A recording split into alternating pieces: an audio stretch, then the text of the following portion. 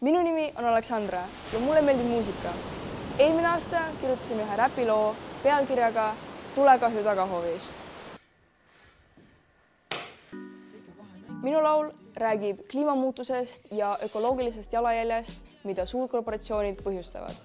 Samas käsitlen seda pigem hirmutavat teemat naljakama nurga alt.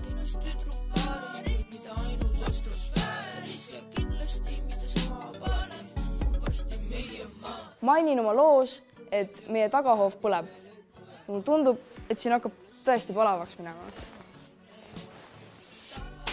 Kui ka sulle läheb korda meie ühise planeedi tulevik, siis kutsun sind üles oma mõtteid ja tundeid jagama. Sinu ees on tühi leht.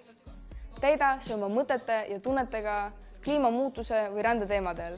Sa võid teha midagi loovat või võid teha midagi praktilist, võid kirjutada luuletuse või laulu, pildistada, filmida, võid korraldada ürituse või kogunisti lavastada ühe näidendi.